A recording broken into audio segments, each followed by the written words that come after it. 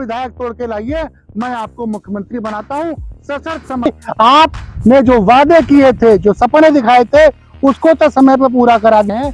इसलिए अब सूचना आ रही है कि 1 दिसंबर को मैनपुरी छोड़ के रामपुर जाएंगे अखिलेश यादव। नेताओं के बस का नहीं है कि वो भारत को जोड़ पाए। मैं बहुत कड़वी बात बोल रहा हूँ। तो नमस्कार, मैं हूं आलोक पाठक और आप देख रहे हैं टोटल समाचार। मेरे हाथ में एक किताब है, can glacier and ice melt be reversed, यानी जो ध्रुवों पर बर्फ जमी हुई है उनका पिघलना रोका जा सकता है क्या। ये किताब अमेरिका में हाई स्कूल में पढ़ाई जाती है और इस किताब का एक चैप्टर है 7th चैप्टर। इसका टॉपिक है the melting of glaciers can not be reversed with global warming, यानी जो ग्लेशियर्स हैं ग्लोबल वार्मिंग की वजह से उनका पिघलना रोकना असंभव है।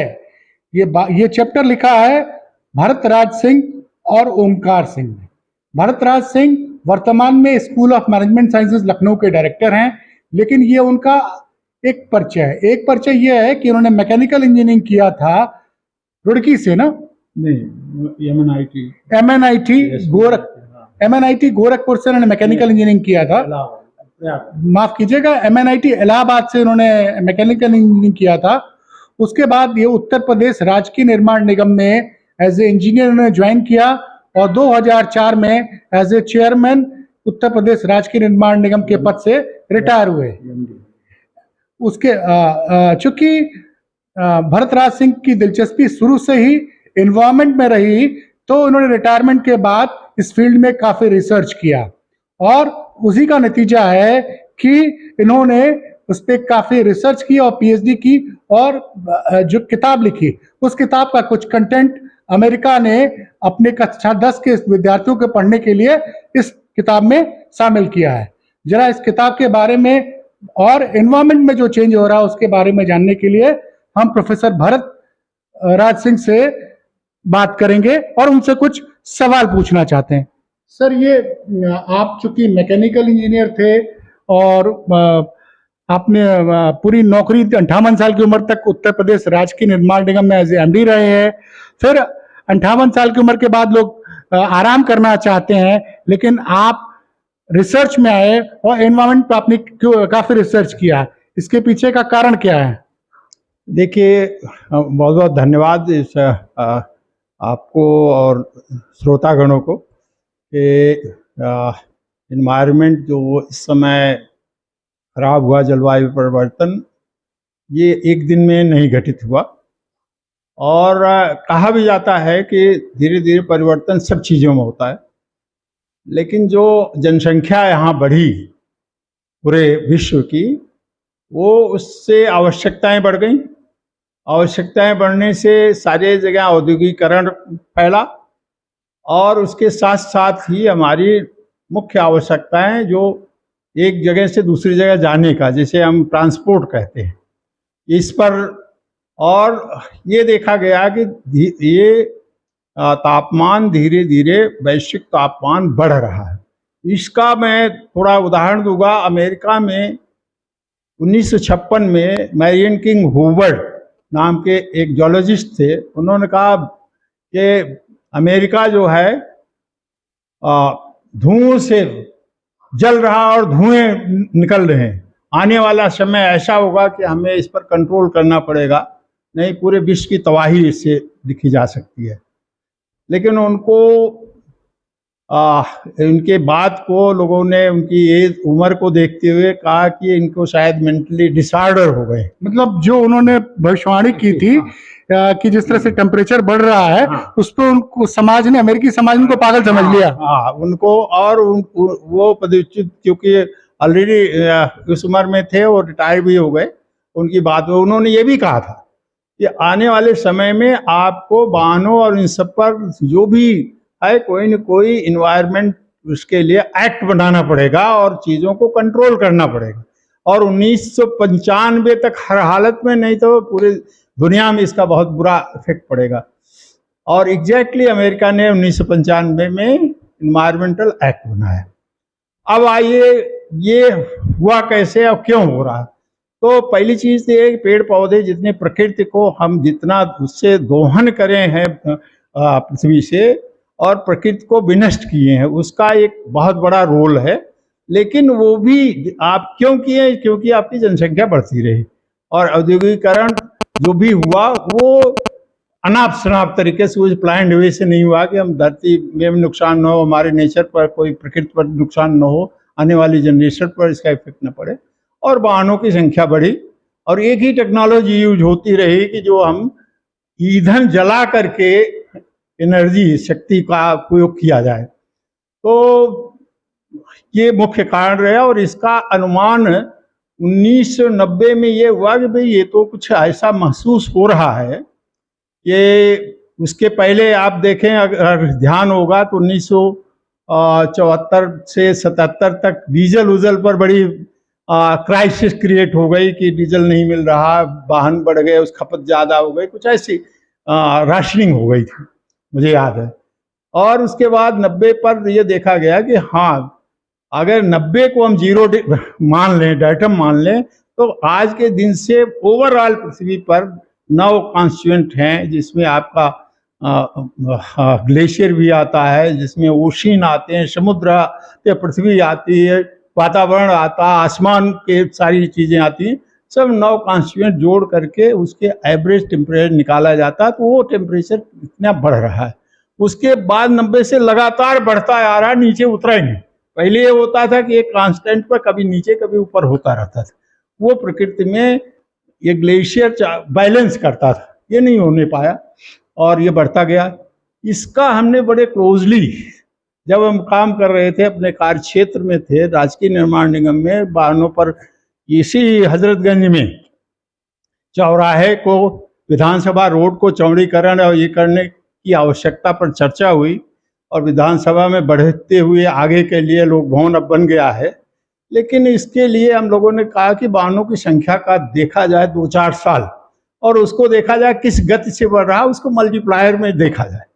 तो एक एक्सपोनेंशियल ग्रोथ की तरीके से बढ़ रहा था और उस एक्सपोनेंशियल ग्रोथ में ऐसी स्थिति पैदा हो गई कि हमें पता लगा कि 4 साल में ऑन एन एवरेज 4,39,000 जो रिपोर्ट आई पर ईयर यहाँ से वाहन गुजरती हैं, जिसमें 2,89,000 के करीब आपकी दो पहिया वाहन, 3 पहिया वाहन। इससे निकला कि ये छोटी गाड़ियां जो है ज़्यादा प्रदूषण पैदा कर रही हैं।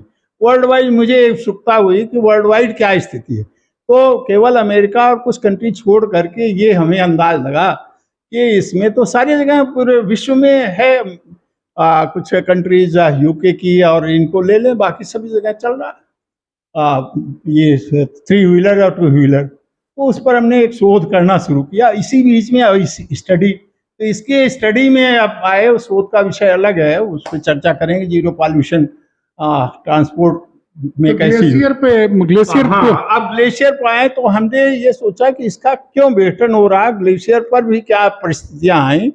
तो जब हमने 2011 में स्टडी करना शुरू किया तो मुझे लगा कि 79 से लेके 2007 से लेके आगे की परिस्थितियों में बड़ा परिवर्तन, करीब लगभग आप 33% 1979 से, और बर्फ जो आर्कटिक सी जिसे कहते हैं उत्तरी ध्रुव की बर्फ वहां से गायब है। मतलब 2013 तक 33% बर्फ उत्तरी ध्रुव की खत्म हो चुकी थी। मैं उसमें सरप्राइज हुआ और हमने डाटा कहाँ से, नासा के मैप को ऊपर से जो सैटेलाइट मैप है उसको मिलान किया और उनके वेबसाइट से देखा और उस पर हमने फिर और स्टडी शुरू कर दिया। जब स्टडी शुरू किया तो मुझे ये लगा कि ये बर्फ गायब हुई गई कहाँ। तो मुझे लगा कि देखिए ऐसा बर्फ अगर यहाँ से हिल रही तो पानी के स्वरूप तो एकदम -80 डिग्री के बर्फ जो है एकदम से तो नहीं बन जाएगी, और अगर ये पृथ्वी ओवरऑल गर्म हो रही तो बर्फ के नीचे भी जो ध्रुव है वहां भी गर्मी हो रही होगी। अगर वहां गर्म है, ऊपर का टेम्परेचर कम है, नीचे ज्यादा है, तो कहीं न कहीं उसमें आप वो ग्लेशियर टूटेंगे, क्रैक होंगे, और उसका कारण यह हुआ कि वो धीरे धीरे आगे खिसकना शुरू हुआ। मैंने कहा ये कब से खिसकना शुरू हुआ, ये कैलकुलेशन मुझे नहीं मिला, लेकिन मैंने कहा कि एक दशक में हर हालत में मेजर स्टार कुछ summer New York city next decade मिलेगा कहाँ, कहाँ से चल रहा कहाँ मिलेगा। तो मुझे ये लगा कि ये अमेरिका का जो छोर जहाँ कनाडा, अमेरिका, यूके का जहाँ से चांद महासागर मिल रहा है वहीं पर ये जा करके बर्फ वहाँ गिरेगी, और बर्फ का टेम्परेचर भी कम से कम वहां से चलते हुए -80 -40 से 70 तक तो जरूर रहेगा।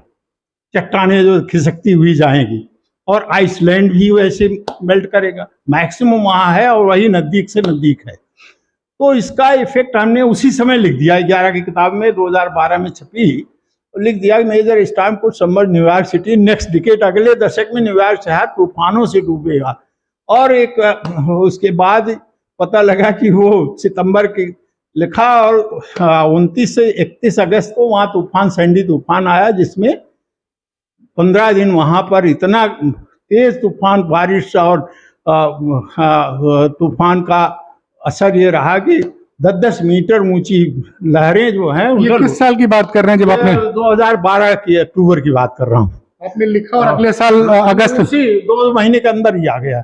आपने कब अगस्त में लिखा? हाँ, मैं लिखा तो 1 साल पहले था। अच्छा। अंदाज ये था कि अगले दशक में 9-10 साल में ये ऐसी घटना हो सकती है। आपने 2011 में लिखा कि एक दशक में। मेरे पास उतना एक्यूरेट नहीं कि कब से पिघलना शुरू, कब से खिसकना शुरू, 30% एक दिन में तो नहीं पिघल जाती, लेकिन अंदाज ये हुआ कि कहीं न कहीं उधर तो ये घटना वहाँ हो गई। फिर वो हमें क्लाइमेट चेंज पर लिखने की आवश्यकता पड़ गई, उसकी स्टडी किया और वहीं आतर ने वहाँ एज ए एडिटर हमने क्लाइमेट चेंज पर लिखा, जो जनवरी 2013 में छपी। उसमें मैंने ये लिखा कि यहाँ तो बर्फबारी तरीके इतनी ज़्यादा होगी कि 10-10 फीट 3-3 मीटर 4-4 मीटर बर्फ पड़ेगी। यहाँ न्यूयॉर्क या पूरे अमेरिका के हर क्षेत्र में, कैलिफोर्निया साइड में हो सकता है नहीं हो, वहाँ गर्म है, लेकिन ये पड़ेगा। उसका अंदाज ये हुआ कि 2014 के 13 के दिसंबर में वहाँ पहली बार बर्फबारी शुरू हो गई, तूफान आने शुरू हो गए। और इसका आज की परिस्थिति में जो हमने लिखा है, आज वो -60 डिग्री इस साल आपने रिकॉर्ड किया है, जनवरी में, दिसंबर में 2022 और जनवरी 2023 में। और 10 दिन 15 दिन वहाँ इमरजेंसी घोषित हो गई थी, रेड अलर्ट हो गया, क्योंकि सारी गाड़ियों बर्फ पड़ी हुई है, सारी सड़कें में जहाँ गाड़ियाँ वहीं रह गई, टैंकर जहाँ रहे वहाँ लोग कितने लोग। ये जो टेम्परेचर बर्फ का था -80 से -60 पहुंचने के बीच, हाँ, इतनी कहानी हो गई कि अमेरिका में 10-10 मीटर बर्फ पड़ रही है। हाँ, 10 फीट मीन्स 3-3 मीटर 4-4 फीट। तो अब ये 3 मीटर 4 मीटर मतलब 10 से 12 फीट। तो अब ये घटनाएं रेगुलर बढ़ती गई उस दिन से, और आज हम 2022 में देख रहे हैं कि ये घटनाएं आ गई। जो हम 10 साल के आंकड़े बता रहे थे, तो 10 साल 2022 हो गया, वो चीज़ें अपने आप दिख रही हैं। इसी बीच उसी किताब का एक अंश 2014 में अमेरिका ने हमें अनुमति ले करके ये बुक बच्चों के लिए, क्योंकि इस पर हमारा काफ़ी वर्ल्ड वाइड लोग रीड करते रहे, स्कूल ऑफ मैनेजमेंट साइंसेस की तरफ से हम लोग यहाँ CV Raman centre for research and innovation 2000 में खोला, तो उसके माध्यम से इसको हम लोग चला रहे थे। और ये जा करके उसको उन्होंने अपने करिकुलम में जोड़ दिया, और उसमें भी लिखा हुआ कि 2030 तक there will be traces of glacier on the earth, earth पर शायद गर्मियों में कहीं कहीं बर्फ दिखेगी। और आईपीसीसी ने अभी पिछले साल 2011 में और 21 में ये डिक्लेयर किया कि हो सकता है 2030 से 40 के बीच में ग्लेशियर मिले ही ना धरती। तो ये भी एक प्रामाणिकता इस बुक की हो रही है कि जो लिखा है वो चल रहा है।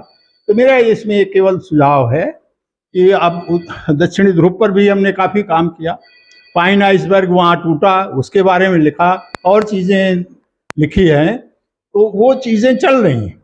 और अब आने वाला समय बहुत ही खतरनाक है। आप देखें, हिंदुस्तान के बारे में भी लिखा है, 3 साइड से कोस्टल है, चौथी साइड में आपका हिमालय है। हिमालय का हर हालत में ऊपर बर्फबारी, तीसरा सबसे बड़ा है अगर देखा जाए उत्तरी ध्रुव से दक्षिणी ध्रुव बड़ा है। और तीसरा सबसे बड़ा ग्लेशियर जो है हिमालय का है, यहाँ भी पिघल चुका है हमारा करीब करीब 30-40%। अभी तो उत्तरी ध्रुव में करीब 60% बर्फ चली गई। तो ये बर्फ जाने से आपका हिमालय धीरे धीरे वो नीचे से पहाड़ियाँ उठ रही हैं, उसमें क्रैक हो रहे हैं, बारिश होती है तो उसके थ्रू अंदर चले जा रहे हैं, पेनिट्रेट कर रहे हैं। नाथ जो घटना 2013 में हुई, उसी समय हमने जिक्र किया था, ये केवल इसी वजह से हो रहा। और आज मतलब 2013 में जो केदारनाथ में जो दुर्घटना हुई थी, हाँ, वो ग्लेशियर टूटने की वजह से हुई थी। ग्लेशियर टूटने की वजह से कोई वहां पर बादल फटना, ये सब हमारे ख्याल से भ्रमित करने की वो थी। मैंने उसको कई समाचार पत्रों में लिखा भी था। और ये अभी भी हमने कहा, उस समय भी कहे थे कि हमारे पहाड़ों पर रहने वालों को कहीं न कहीं सुरक्षित स्थानों पर विस्थापित किया जाए, उनको बनाए, उनकी प्रॉपर्टी जो बीच बीच में आया करें, जब कोई घटना हो अपना चले जाए सुरक्षित स्थान पर, वो ज़्यादा बेहतर होगा। बशर्ते हैं उनको यहाँ पर इतनी वाइडनिंग रोड ये वो, क्योंकि वो बहुत ही वनरेबल स्थिति में पैदा हो चुका है हिमालय पूरा। कहीं भी आप हिमालय किसी भी छोर पर जाएंगे, वो परमाफ्रॉस्ट एक एक्शन होता है। जब कोई चीज़ ऊपर से वजन कम होता है तो नीचे के दबाव ऊपर बढ़ने लगते हैं, गैसेज बाहर निकलने की कोशिश करती हैं और पहाड़ी वो टूट जाती है। और दूसरा एक है सबसे ज़्यादा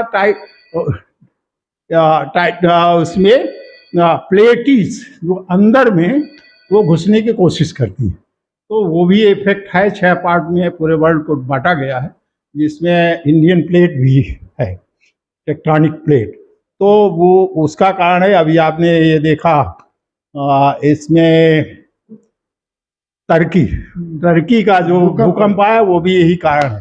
ये सब चीज़ें हमने लिख रखी है और कई किताबों का जिक्र भी और जगह भी है, चाहे नासा के रेफरेंस में भी है। तो ये काम चल रहा है, लेकिन हमें सबको मिलजुल करके इस मानवता की सुरक्षा के लिए कार्य करना है, ये सबसे इम्पोर्टेंट चीज़ है। तो आपने देखा कि बड़ी रोचक जानकारी हम लोग को डॉक्टर भरतराज सिंह ने दी है, और जो इन्होंने कहा है कि हिमालय को लेके भी इन्होंने वार्न किया है कि जो तीसरा बड़ा ग्लेशियर है दुनिया में वो हिमालय है, और हिमालय में भी जो बर्फ की जो चट्टानें उनमें क्रैक्स आना शुरू हो गया है। ग्लेशियर फटा है, इसी वजह से टूटा है, इसी वजह से केदारनाथ की दुर्घटना भी थी। भविष्य में भी और दुर्घटना हो सकती है। जैसा उन्होंने बोला डॉक्टर भरतराज सिंह ने, उन सुझावों को सरकार माने तो न सिर्फ हिमालय बल्कि पूरा भारत सुरक्षित रहेगा। वैसे चलते चलते उन्होंने ये भी बता दिया कि टर्की में जो भूकंप आया है उसका कारण भी ग्लेशियरों के बर्फ का गलना है, क्योंकि बर्फ गलने की वजह से धरती पे वजन कम हो रहा है और धरती का जो लेयर है वो ऊपर आ रहा है। कई जगह पे धरती ऊपर उठ रही है, जिसकी वजह से फ्रिक्शन हो रहा है, भूकंप आ रहा है। राहुल तिवारी के साथ मैं आलोक पाठक, टोटल समाचार के लिए।